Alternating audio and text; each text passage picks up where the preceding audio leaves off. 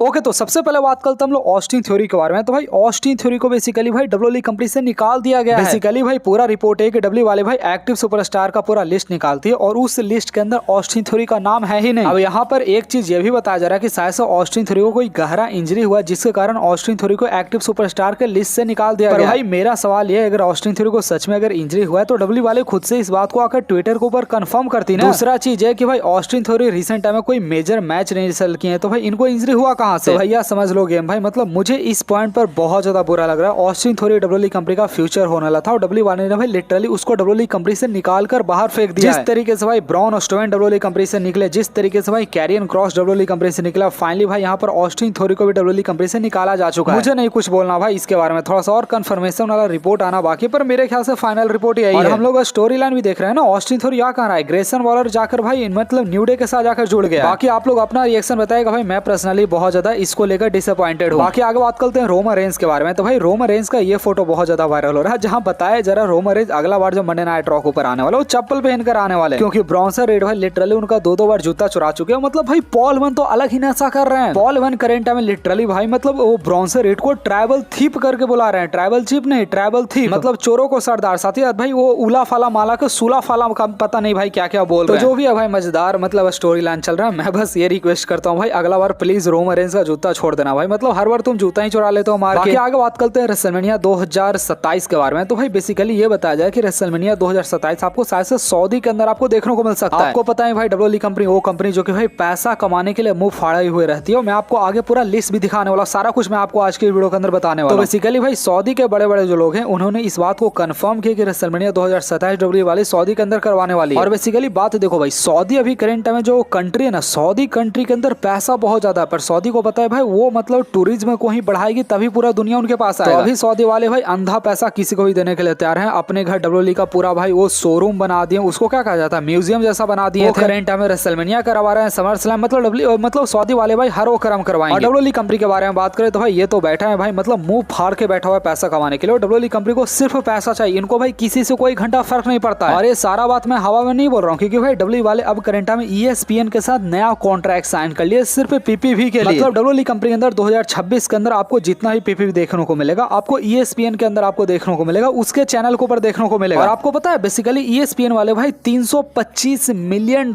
हर एक साल इसके बदले डब्ल्यूडब्ल्यूई कंपनी को देगी। मतलब इससे पहले भाई पीकॉक नेटवर्क वाले $180 मिलियन देती थी और ये भाई 330 मिलियन के करीब मतलब ये देगी हर एक साल। मतलब ये बिलियंस ऑफ डॉलर का डील है 5 साल। अब आपके माइंड में ये सवाल आ रहा है कि भाई जब वो चैनल वाला डब्ल्यूडब्ल्यूई कंपनी को ज्यादा पैसा दे रहे हैं तो भाई चैनल वाला अपना प्लेटफॉर्म का ज्यादा चार्ज भी लेगी, तो भाई उसका भी रिपोर्ट आ चुका है। रिपोर्ट के अकॉर्डिंग भाई $29 मतलब अप्रोक्स भाई आप लोग $30 मान लो डब्ल्यू वाले भाई हर एक महीना का ESPN वाले चार्ज लेगी प्लेटफॉर्म चार्ज। मतलब अगर आप अमेरिका से आपको डब्ल्यूडब्ल्यूई कंपनी का PLE देखना तो आपको महीना में 25-2600 रुपए आपको देना, 25-2600 रुपए सिर्फ PPV देखने के लिए। और ट्रिपल एच ने भाई यहाँ पर बहुत सारा क्लेम किया कि उनको बड़े बड़े मैचेज वहाँ पर देखने को मिलेंगे अगले साल, जैसे डेवन प्रिस्ट वर्सेस सोलो सिका का मैच देखने को मिलेगा, अल ग्रांडो अमेरिकानो वर्सेस अल ग्रांडो अमेरिकानो का मैच देखने को मिलेगा, आपको अंकल हॉडी वर्सेस कोडी रोड्स का मैच देखने को मिलेगा, टिफनी वर्सेस नाया जैक्स का मैच देखने को मिलेगा। और ट्रिपल एच ने बेसिकली क्लेम किया कि अगला साल 10 PPV ESPN के अंदर आने वाला और 10 PPV बेसिकली रेसलमेनिया जैसा ग्रैंड होने वाला है। तो देखो भाई ट्रिपल एच अभी समर स्लैम काफी अच्छा करवाया, तो मैं ट्रिपल एच को गाली नहीं दे सकता, मतलब भाई पर मतलब सेंस कोई इस बात का नहीं बनता भाई। इंडिया के अंदर आप 150 रुपए में आप नेटफ्लिक्स का पूरा शो देख सकते हैं, आपको ESPN का सब्सक्रिप्शन आपको अमेरिका के अंदर भाई 2500-3000 का आपको लेना पड़ेगा। तो समझो भाई मतलब अमेरिकन लोग क्या ऐसे देखेंगे, और मतलब अमेरिकन लोग के इमोशन को ट्रिपल एच खाते जा रहे हैं। पहले सारा PPV अमेरिका के अंदर होता था, पर डब्ल्यू वाले अब करंट में सारा PPV वो सऊदी के अंदर या फिर बाकी कंट्री के अंदर पैसा छापने के लिए करवाने वाली है। और हाँ आपके माइंड में अगर ये सवाल आ रहा है क्या डब्ल्यू वाले भाई सच में पैसा छाप भी रही, तो भाई उसके रिलेटेड भी मेरे पास रिपोर्ट आ चुका, आप लोग यहाँ पर देख सकते हैं। UFC कंपनी जो कि डब्ल्यूडब्ल्यूई कंपनी से काफी बड़ा कंपनी, वो भाई सेकंड क्वार्टर में $415 मिलियन सिर्फ कमाया है। और डब्ल्यूडब्ल्यूई कंपनी अपना सेकंड क्वार्टर में $556 मिलियन कमाया। मतलब भाई मतलब बड़ा कंपनी होने के बाद भी ये कम पैसा कमा रहा है UFC। अगर आपको नहीं पता तो भाई डब्ल्यूडब्ल्यूई कंपनी करंट में $9-10 बिलियन का कंपनी है, UFC कंपनी $12-13 बिलियन का कंपनी है। उसके बावजूद भी UFC वाले कम पैसा कमा रहे हैं, डब्ल्यूडब्ल्यूई वाले ज्यादा पैसा कमा रहे हैं। उसके पीछे का भाई बड़ा सिंपल रीजन है, डब्ल्यूडब्ल्यूई वाले भाई पिछले 1 साल के अंदर मल्टीपल सुपरस्टार को उन्होंने फायर किया। मतलब उन्होंने भाई रिंग से लेकर लैडर से लेकर हर चीज को उन्होंने स्पॉन्सरशिप किया है और बहुत सारा PPV वो बाहर करवा रहे हैं। समर स्लैम जैसा इवेंट 2-2 नाइट का करवा रहे हैं। ऐसी बात है भाई डब्ल्यूडब्ल्यूई कंपनी ज्यादा पैसा कमाएगा, पर हाँ क्या ये लॉन्ग टर्म के लिए होने वाला भाई, ये आज भी बहुत बड़ा एक सवाल है। बाकी आगे बात करते हैं हम लोग ब्रॉक लेसनर के बारे में। तो भाई ब्रॉक लेसनर के बारे में आपको बताया था कि John Cena basically Brock Lesnar को डब्ल्यूडब्ल्यूई कंपनी के अंदर लेकर आए हैं। तो रिसेंट टाइम में भाई जॉन सीना से इसको लेकर सवाल पूछा गया कि क्या जॉन सीना सच में मतलब ब्रॉक लेसनर को आप डब्ल्यूडब्ल्यूई कंपनी के अंदर लेकर आए, तो जॉन सीना भाई इसको मना कर दिया। देखो भाई हो भी सकता है कि सच में जॉन सीना का ब्रॉक लेसनर के रिटर्न को लेकर कोई भी रोल ना हो, कि ट्रिपल एच का इसके ऊपर ये कहना था कि भाई हमें लगा कि ये सही मौका है ब्रॉक लेसनर को डब्ल्यूडब्ल्यूई कंपनी के अंदर वापस लेकर आने का। ब्रॉक लेसनर भी इस पॉइंट पर रेडी हो गए और फिर हम लोग दोनों के बीच जो भी कॉन्ट्रैक्ट था कॉन्ट्रैक्ट वगैरह हो गया। बाकी कॉन्ट्रैक्ट अभी तक ऑफिशियली सामने नहीं है कितना $1 मिलियन का कॉन्ट्रैक्ट है, पर हाँ ट्रिपल एच ने यही बोला, यहाँ पर उन्होंने जॉन सीना का नाम नहीं लिया। ट्रिपल एच ने सिंपल ये बोला कि ब्रॉक लेसनर को डब्ल्यूडब्ल्यूई कंपनी के अंदर आना था, मुझे ब्रॉक लेसनर को लेकर आना था और इसलिए हमारे बीच में डील होगा। Finally Brock Lesnar WWE company के अंदर वापस आ चुके हैं। बाकी नेक्स्ट आप लोग ये चीज देखो भाई, करंट टाइम में डीन एम्ब्रोज, रोमन रेंज और सेथ रॉलिंस मतलब शील्ड के तीनों मेंबर करंट टाइम भाई 6 टाइम वर्ल्ड चैंपियन बन चुके हैं। भैया मतलब और भाई मतलब लिटरली पिछले 15 साल में मतलब पूरे रेसलिंग वर्ल्ड को किसी ने डोमिनेट किया, तो भाई वही शील्ड के 3 मेंबर ने डोमिनेट किया। बाकी भाई रोमन रेंज के बारे में आपको अभी तक नहीं बताऊं, उसके लिए सॉरी, पर भाई रोमन रेंज के बारे में भी पूरा रिपोर्ट निकलकर सामने आ चुका है। रोमन रेंज का बेसिकली स्ट्रीट फाइटर जो फिल्म का शूटिंग होने वाला वो बेसिकली सितंबर मंथ के अंदर होने वाला। रोमन रेंज 4 हफ्ता के लिए डब्ल्यूडब्ल्यूई कंपनी से बाहर रहने वाले हैं, तो सितंबर मंथ के अंदर रोमन रेंज डब्ल्यूडब्ल्यूई कंपनी के अंदर देखने को नहीं मिलेंगे। पर आपके माइंड में ये सवाल है क्या भाई अगस्त मंथ के अंदर देखने को मिलेंगे? तो हाँ भैया, इसके बाद वाला हफ्ता में आपको रोमन रेंज आपको मंडे नाइट रॉ पर देखने को मिलेंगे। डब्ल्यू वाले ने भाई खुद से ऑफिशियल कर दिया, आप लोग देख सकते हैं 18 अगस्त को रोमन रेंज डब्ल्यूडब्ल्यूई कंपनी के मंडे नाइट रॉ पर आने वाले। तो भाई अब करंट में ये बताया जा रहा है अब रोमन रेंज जब वापस आने वाला है तो मतलब दैट इज वेरी कंफर्म वो क्लैश इन पेरिस के अंदर एटलीस्ट वो मैच रेसल करने वाले हैं। तो बताया जा रहा है क्लैश इन पेरिस के अंदर आपको सेथ रॉलिंस वर्सेस हमारा क्या है CM Punk versus LA Knight versus Roman Reigns का फेटल 4-वे मैच आपको देखने को मिल सकता है। मैं तो भाई इस बकवास को नहीं देखना चाहता हूं, पर डब्ल्यू वाले शायद से करवा भी सकती है इस मैच को। उसके पीछे का रीजन है डब्ल्यू वाले भाई ऑलरेडी रोमन रेंज के टैग टीम मैच को करवा चुके, तो भाई मतलब भाई वो बार-बार टैग टीम मैच को थोड़ी करवाएगी। तो देखो भाई फिलहाल के लिए करंट टाइम में ये रिपोर्ट है कि भाई रोमन रेंज आपको शायद से इस बार का